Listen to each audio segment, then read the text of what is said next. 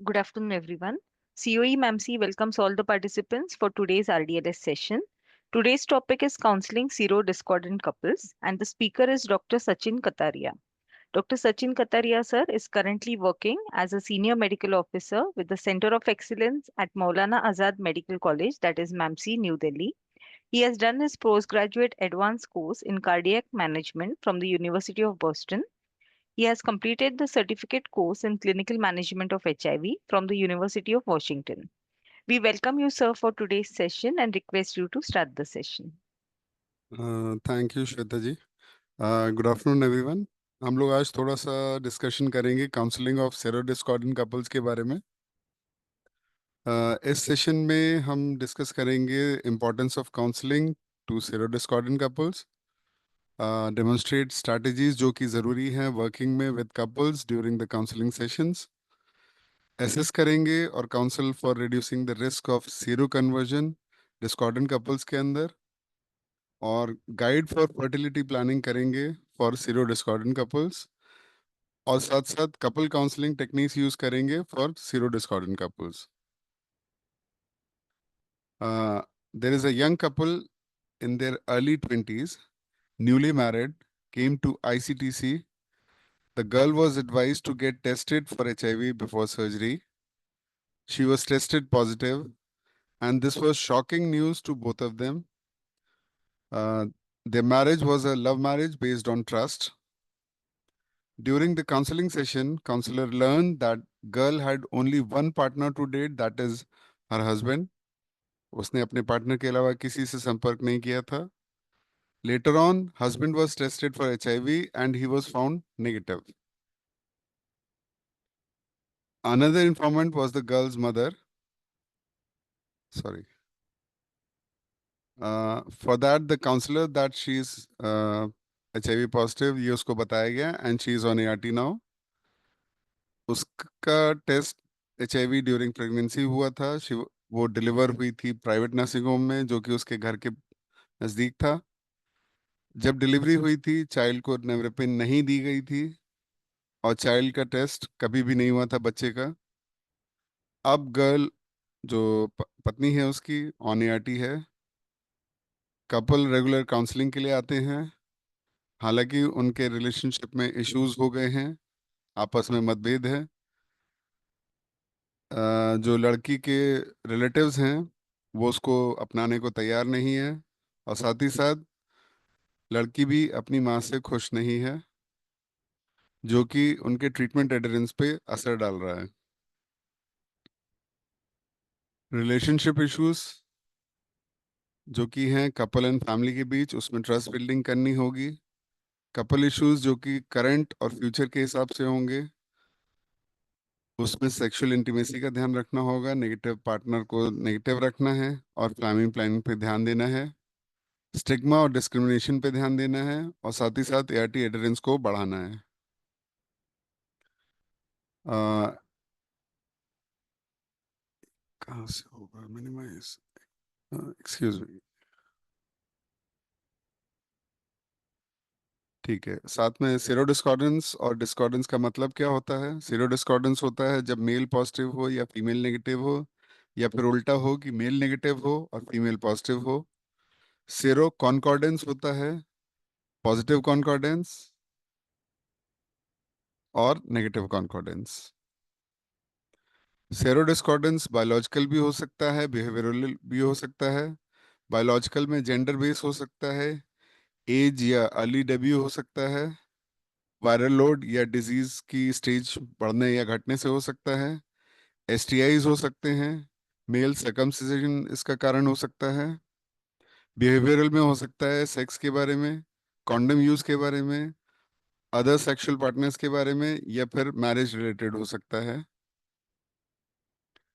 Challenges जो हम face करते हैं उसमें आता है trust versus dishonesty, stigma, risk of HIV transmission, partner की टेस्टिंग के बारे में, डिस्क्लोजर के कॉन्सिक्वेंसेस के बारे में, और अदर पार्टनर्स को डिस्क्लोज करने के बारे में, या फिर सेक्सुअल इंटीमेसी के बारे में, या प्रेगनेंसी के बारे में।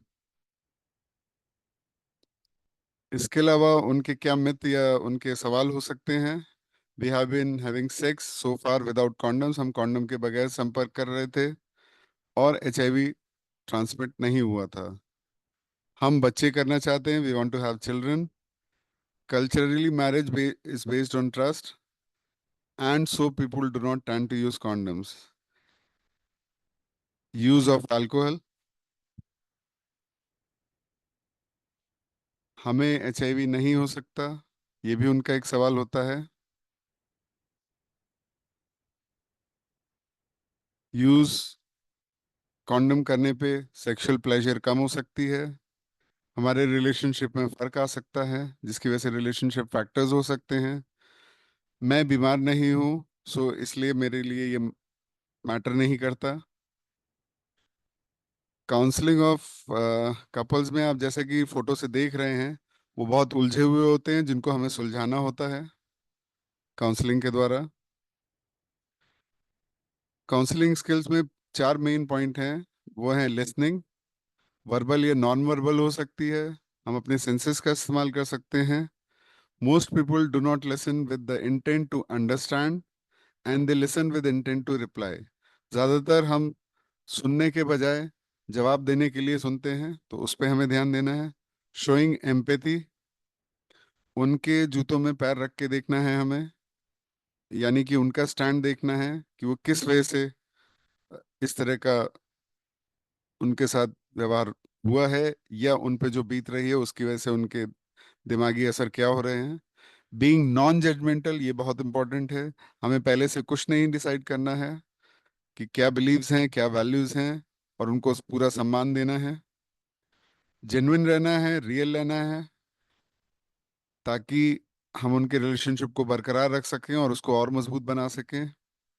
चार चीजें जो काउंसलर को ध्यान देनी है वो हैं देयर एक्सपीरियंसेस, वो क्या महसूस कर रहे हैं और क्या देख रहे हैं अपने बारे में, उनके बिहेवियर के बारे में, वो क्या कर रहे हैं और क्या नहीं कर पा रहे हैं, उनके सेंटिमेंट्स के बारे में क्या महसूस कर रहे हैं और उनकी इमोशंस इस टाइम क्या हैं, और उनका पॉइंट ऑफ व्यू क्या है और उसके बारे में उनका क्या ओपिनियन है। Important to assess is HIV का उनके हिसाब से क्या मतलब है कपल के बारे में, को क्या समझते हैं कपल एचआईवी के बारे में, क्या इमोशंस हैं अपने पार्टनर्स के बारे में। रिलेशनशिप स्टेटस को उनका अनुभव आपको शेयर करना है और उसको इवैल्यूएट करना है। इम्पॉर्टेंट इशू हो सकता है फैमिली सपोर्ट ना हो, तो उसके बारे में हमें ध्यान देना है। थॉरो असेसमेंट हमें हेल्प करेगा बेटर काउंसलिंग की तरफ। काउंसलर कॉन्फिडेंस और पॉजिटिव अप्रोच के साथ कपल्स को अप्रोच करें। काउंसलिंग में empathy, active listening, reflection, paraphrasing, आपके शब्दों को बदलना उनके हिसाब से, सहूलियत के हिसाब से, समराइजिंग, नॉन जजमेंटल एटीट्यूड और अनकंडीशनल पॉजिटिव रिगार्ड के साथ आपको प्रैक्टिस करना है। ध्यान रखना है कि इससे उनके आपस में कोई मतभेद ना बने और वो सहूलियत से समझ सके बातों को जो आप समझाना चाह रहे हैं। चार प्राइमरी टाइप की कपल काउंसलिंग हो सकती है। ये हो सकती है काउंसलर और कपल के बीच, काउंसलर और सेकंड पार्टनर के बीच, हो सकता है दोनों पार्टनर्स के बीच में काउंसलिंग करनी पड़े आपको, या फिर काउंसलर और फर्स्ट पार्टनर के बीच में। आपको दोनों पार्टनर्स को अगर संभव हो तो अलग अलग सुनना है, फिर एक साथ सुनना है। आपको उनकी भावनाओं की, इमोशंस की और पॉइंट ऑफ व्यू की कदर करनी है। उनका कम्युनिकेशन पैटर्न और एक दूसरे के लिए जो महसूस कर रहे हैं उसको ऑब्जर्व करना है। प्रॉब्लम सॉल्विंग और सॉल्यूशन बेस्ड अप्रोच रखनी है। हो सकता है ज़रूरी पड़े तो उनको कोई होम असाइनमेंट या एक्टिविटी दे सकते हैं ताकि उनका आपस का कम्युनिकेशन और अंडरस्टैंडिंग बढ़े। हो सकता है कि वो आप कोई उनको होम असाइनमेंट में जॉइंट एक्टिविटी दे दो जो दोनों को साथ मिलके करनी पड़े। कोई भी अगर आप मोबाइल यूज़ कर रहे हैं या कोई डिवाइस यूज़ कर रहे हैं तो उसको फिलहाल अनप्लग कर दें, ताकि एक दूसरे को वो टाइम दे सकें, इसके बारे में उन्हें सलाह देनी है। और उनके वर्तमान और भविष्य के बारे में ध्यान रखना है, उनको उसके बारे में फोकस कराना है बजाय इसके कि वो अपने पुरानी बातों को या अपने जो बीत गया है उसको याद करते रहें। उनकी फीलिंग्स को नॉर्मलाइज करना है, रिएक्शंस और एक्सपीरियंसेस को शेयर करना है। Excuse me। सही तरीके से अपनी साइलेंस को इस्तेमाल करना है, जहां जरूरी हो हाँ चुप रहें, और जहां जरूरी हो पूरा सपोर्ट दें, पूरी शांति और ठंडे दिमाग से। आपको फोकस करना है उनके वर्तमान और भविष्य पे। कोई भी ऐसा क्वेश्चन जो उनके सोर्स को आइडेंटिफाई करे, जो उनका इन्फेक्शन बढ़ा रहा है या जिस वजह से उनको इन्फेक्शन हुआ है, इस तरह के क्वेश्चन से आपको बचना है। आपको कॉन्फिडेंस दिखाना है कि कपल अपने इश्यूज को डील कर पा रहा है, उसको मनोबल को उसको और मजबूत करना है। अगर जरूर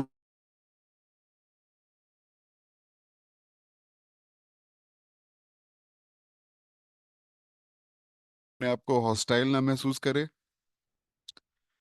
और उनके इमोशंस के ऊपर आपको पूरा ध्यान रखना है और उस पर वर्क भी करना है। अगर वो डिप्रेस्ड हैं तो उसको एलिवेट कराना है। आप कैसे एक्सप्लोर कर सकते हैं सेरो डिस्कॉर्डेंट कपल्स में? आप कुछ सवाल उनसे आमतौर पे पूछ सकते हैं कि आप दिन में या हफ्ते में कितनी बार सेक्स करते हैं। अगर आप से वो खुल के बात करते हैं तो आप यूज ऑफ कॉन्डम के बारे में पूछ सकते हैं ड्यूरिंग सेक्स। आप ये पूछ सकते हैं कि अगर आप पर्टिकुलर टाइप से सेक्स करते हैं तो वो क्या तरीका होता है, या कैसे आप आगे बढ़ते हैं, और क्या आप और आपके पार्टनर अल्कोहल तो नहीं लेते इस बीच में। डिस्क्लोजर में disclosure of sero status of an HIV positive client to his or her identified partner is very important। जहां तक संभव है।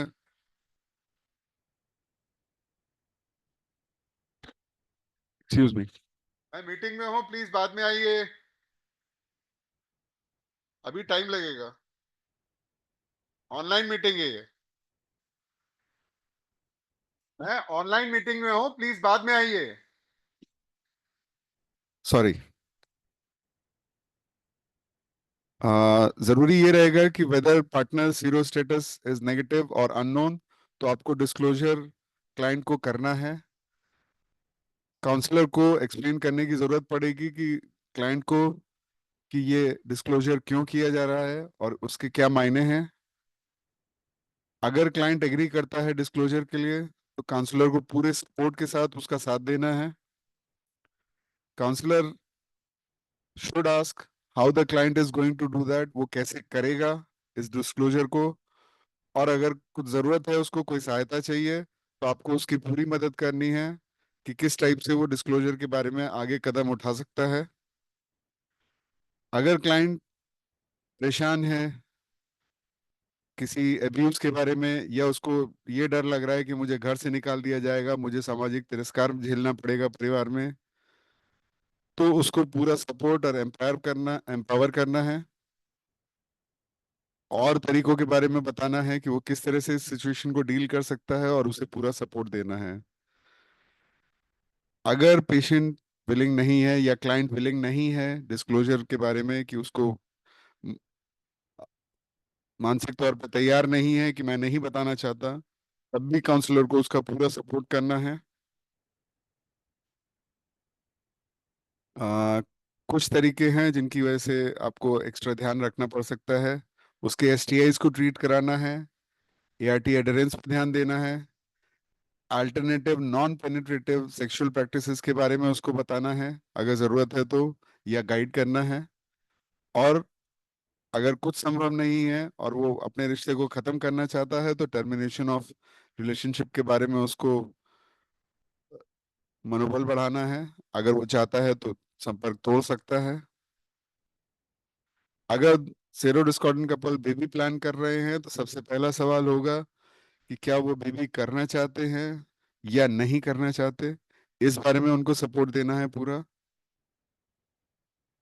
अगर मेल एचआईवी पॉजिटिव है, फीमेल एचआईवी नेगेटिव है, अगर वो खर्चा उठा सकते हैं तो स्पर्म वॉशिंग करा सकते हैं, इंट्रा यूट्राइन इंसेमिनेशन करा सकते हैं आईयूआई, या फिर intra cytoplasmic sperm injection ICSI करा सकते हैं। अगर खर्चा नहीं उठा सकते तो एसटीआई का ट्रीटमेंट उनको ज़रूरी है कराना। अगर वायरल लोड कंट्रोल हो जाता है तो उसके बाद उनको बच्चे के लिए कोशिश करनी चाहिए, तब तक उनको डिले करना चाहिए। फीमेल अगर एचआईवी पॉजिटिव है और मेल एचआईवी नेगेटिव है तो फिर आर्टिफिशियल इंसेमिनेशन का प्रयोग कर सकते हैं, या फिर लिमिटेड टाइम के लिए अनप्रोटेक्टेड सेक्स या संपर्क के बारे में जा सकते हैं। पर उनको पूरी गाइडेंस आपको प्रोवाइड करनी होगी, उसके बारे में पूरी जानकारी देनी होगी कि उस समय और उसके बाद आपको कैसे निगरानी करनी है, क्या ध्यान रखना है, किन चीज़ों को अवॉइड करना है। फर्टिलिटी के बारे में, अगर बच्चे को, होने वाले बच्चे को कोई रिस्क है, या उसकी मदर को या पार्टनर को, तो उसके बारे में आपको उसको अवेयर करना है। रिस्क रिडक्शन ऑप्शंस के बारे में उसको बताना है। चांसेस ऑफ लोअरिंग फर्टिलिटी के बारे में उसको ध्यान रखना है। इंतजार करना है जब तक कि इन्फेक्टेड पार्टनर ऑन एआरटी और अनडिटेक्टेबल वायरल लोड में ना आ जाए। जेनेटल एग्जामिनेशन और ट्रीटमेंट के बारे में उसको मोटा मोटा समझाना है, कैसे करवाना है, कहाँ निगरानी करनी है, कहाँ देखना होगा, कहाँ दिखाना होगा, ये सारी चीज़ें उसे बतानी होंगी। और benefits of sharing plan with providers के बारे में भी उसको पूरी जानकारी देनी है। एक सिचुएशन है कि अगर हस्बैंड नेगेटिव है, वाइफ पॉजिटिव है, और वो कहते हैं कि when do you think my wife got infected with HIV, मेरी वाइफ को कब एचआईवी लगा, इस बारे में काउंसलर से पूछता है।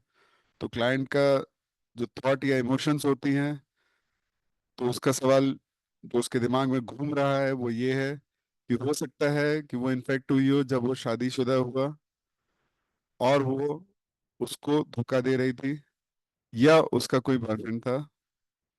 इमोशंस के बारे में उसका ये हो सकता है कि वो कंफ्यूज हो सकता है, हो सकता है वो अपसेट हो, नाराज हो इस बारे में, हो सकता है वो धोखा महसूस कर रहा हो, गुस्से में हो, उदास हो सकता है, या वो उसकी एक आम चिंता भी हो सकती है। काउंसलर का रिस्पॉन्स इस बारे में होना चाहिए कि वो उसके बारे में शांति से सुने, उसकी बातों पे ध्यान दे, उसकी फीलिंग्स को नॉर्मलाइज करे, काम डाउन करे, क्वेश्चन को डिफ्लेक्ट करे, टारगेट जो है कि सोर्स ऑफ इन्फेक्शन क्या है, फिर फोकस करे उसके भविष्य और वर्तमान पे। जैसे कि उसको ये कह सकता है कि क्या ये बेहतर नहीं रहेगा कि आप अपने फ्यूचर पे ध्यान दें, या वाइफ की सेहत को सुधारने के बारे में ध्यान दें। दूसरी सिचुएशन हो सकती है कि पॉजिटिव हस्बैंड है और वाइफ नेगेटिव है, और वो काउंसलर से कहती है कि मैं कॉन्डम नहीं यूज करना चाहता क्योंकि मुझे संपर्क के समय महसूस नहीं होता या अच्छा नहीं लगता, और वो शादीशुदा है इसलिए भी उन्हें यूज नहीं करना चाहिए।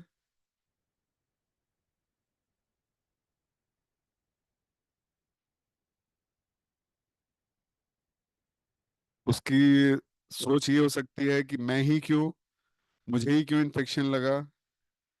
इसका मतलब ये भी हो सकता है कि मैं आगे अपने सेक्स को विदाउट कॉन्डम एंजॉय नहीं कर पाऊंगा, हमें ही बैरियर क्यों यूज करने पड़ रहे हैं अपने बीच में, या कॉन्डम यूज करना इम्पॉसिबल है जिंदगी भर या हमेशा के लिए। उसके इमोशंस में सैडनेस हो सकती है, डिसअपॉइंटमेंट हो सकता है, या फिर वो हो सकता है गुस्से में हो। आप क्लाइंट से बात कीजिए, उसको शांत करिए, ध्यान से उसकी बात सुनिए, उसकी फीलिंग्स को नॉर्मलाइज कीजिए, उससे डिस्कस कीजिए कि क्या डिफिकल्टी हो सकती है शुरुआत में, जो कि काफी लोगों को हो सकती है, और काफी लोग इसको मैनेज कर लेते हैं, इसलिए उसको भी ये मैनेज करना चाहिए। Long term goals of life के बारे में डिस्कस करना चाहिए, और उसकी और उसकी पत्नी की फिटनेस के बारे में, क्या अचीव कर सकते हैं इस बारे में डिस्कस करना चाहिए।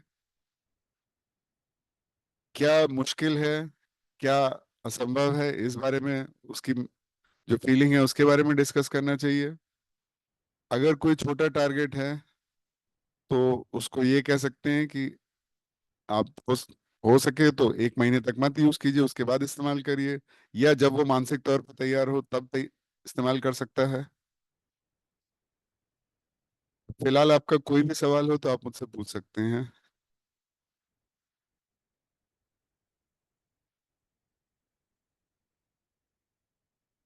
किसी का कोई सवाल इस बारे में? Thank you so much sir.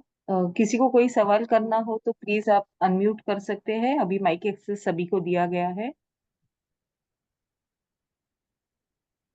इस टॉपिक पे किसी के भी कोई सवाल हो तो आप माइक अनम्यूट हेलो। करके पूछिए। जी जी मैम। हाँ जी। सर मैं गुड आफ्टरनून सर, मैं दीपचंद से सोना शर्मा काउंसलर बोल रही थी। सर ये हाँ चीज जी है, अगर बताइए। मान लो पार्टनर फीमेल पॉजिटिव है जो आपने जैसे बताया, और मेल हाँ हाँ। निगेटिव है। नेगेटिव है। हाँ जी। हाँ, और किसी कारण हमारे यहाँ केस आया था, किसी कारण मेल को पता चल गया कि हमारा मतलब मेरी वाइफ पॉजिटिव है। तो उस हाँ जी। कंडीशंस में वो उसको रखना नहीं चाह रहा, और फीमेल कह रही है कि आप ये डिस्क्लोज मत कीजिए। तो हम अकॉर्डिंग टू मतलब गाइडलाइन, जैसे हम क्लाइंट की ही बात मानेंगे, उससे बताएंगे नहीं, लेकिन इनकेस अगर कुछ प्रूफ लेके वो इसकी ग्रीन कॉपी लेके आता है, तो उस सिचुएशन हाँ में जी। काउंसलर क्या करे कि एक तरफ प्राइवेसी उसमें भी सबसे रखनी। पहली हाँ चीज जी। उससे यही कहेंगे कि देखिए आप पहले अपनी पत्नी को लेके आइए, क्योंकि उनकी अच्छा। मर्जी के बगैर हम आपसे खुल के बात नहीं कर पाएंगे। ओके। क्योंकि जब तक क्लाइंट विलिंग नहीं होगा आपको, उसके चाहे हम्म। हस्बैंड हो चाहे कोई भी हो, विदाउट हम्म। विलिंगनेस आपको नहीं बताना है। बट साथ ही साथ हमें ओके ये मैम। भी कोशिश करनी है कि अगर वो दोनों एक साथ आते हैं तब उनकी हम्म। मौजूदगी में आप उनके पार्टनर को स्टेटस डिस्क्लोज करके और बाकी हम्म। जानकारियां या जो उनके सवाल हैं उनके बारे में बात कर सकते हैं। सर लेकिन अगर वाइफ साथ में भी आए और वाइफ ये बोलती है, जैसे कई बार होता है कि हमें अकेले में, हाँ जैसे जी। मैंने वाइफ से अकेले में बात की कि आप हाँ जी। मतलब कि प्रेशर से तो नहीं आए, क्योंकि ये भी कई बार होता है ना। हाँ जी तो होता है। अगर वाइफ कहती है कि नहीं आप इनके सामने नहीं बताओगे, तो और हस्बैंड वो दोनों हमारे साथ में फिर से अगेन वापस आए, तो उस हाँ कंडीशन में जी। बड़ा कंफ्यूजन हो जाता है कि फीमेल की बात तो हम मानेंगे, भाई हाँ क्लाइंट है जी। हमारी, लेकिन अगर वो कहता है कि नहीं आप मतलब मुझे हाँ जी। बताइए कि क्या है, तो उस कंडीशन में नहीं, फिर हम आप उनको उनसे क्या बोल सकते सजेस्ट हैं कि करें। देखिए हमारा क्लाइंट नहीं चाहता पूरी चीज बताना या आपसे हाँ जी। डिस्क्लोज कराना, तो हम आपको नहीं अच्छा। बता पाएंगे। अच्छा, तो हम डायरेक्ट बोल सकते हैं ना ये फिर। हाँ जी, उसके हस्बैंड को अच्छा। बोल सकते हैं हाँ, कि हमारा हस्बैंड को क्लाइंट ही नहीं कर। चाहता इसलिए हम आपको पूरी बात अच्छा। नहीं बता पाएंगे जब तक उनकी ओके। मर्जी नहीं होगी। ओके सर, ठीक है सर। हाँ थैंक जी। You so much sir. हाँ जी। और कोई सवाल है किसी के? So there's one question in the chat box. हाँ Viral ji. load level after which day can one have normal sex life? देखिए वायरल लोड सप्रेस्ड रहे या टीएनडी रहे तो बहुत अच्छा है, क्योंकि सप्रेस का मतलब है कि अभी उनकी जो करंट या अभी चल रही है वो इफेक्टिव है, तो वो आगे प्रोसीड कर सकते हैं। बट फिर भी कोशिश यही रहेगी कि उनको जब तक बेबी प्लान नहीं कर रहे हैं तो प्रोटेक्शन यूज करनी चाहिए।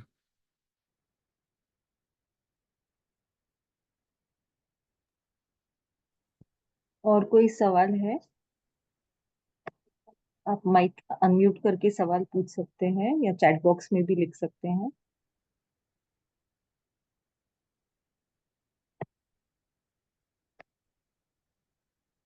That means less than 1,000 is suitable. हाँ जी, क्योंकि वो सप्रेस्ड में आ जाएगा।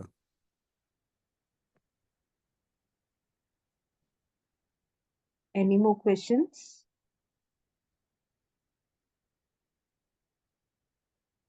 So I don't think there are any more questions. Thank you so much for taking time to facilitate this session. Oh, sorry, sir. There's one question.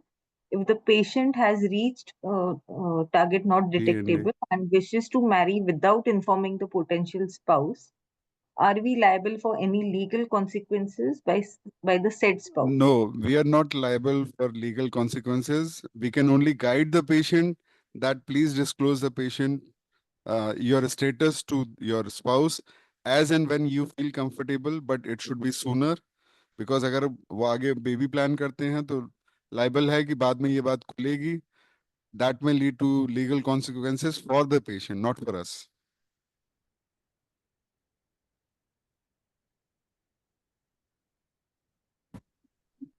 We'll wait for another 2 minutes. किसी के कोई भी सवाल हो तो please आप unmute करें।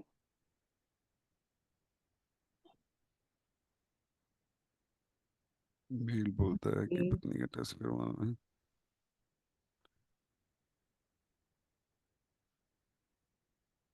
देखिए, अगर मेल को टेस्ट कराना है पत्नी का, तो उसको कारण तो बताना ही पड़ेगा, क्योंकि पत्नी भी इतनी तो समझदार होगी कि भाई बिना बात मेरा टेस्ट क्यों कराया जा रहा है। और अगर फिर भी वो बगैर बताए कराना चाहता है तो पहले प्राइवेट से करा सकता है। अगर उसमें पॉजिटिव आता है तो फिर उसको आईसीटीसी लाके टेस्ट कराना चाहिए प्रॉपर मेथड से।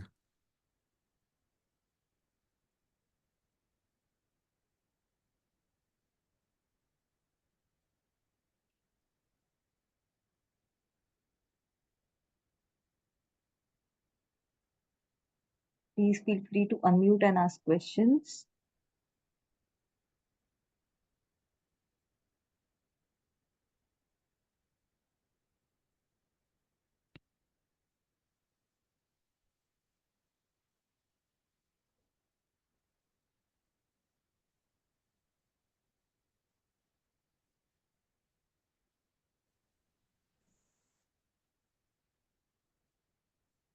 Thank you so much, sir, for facilitating this session. Thank you so much.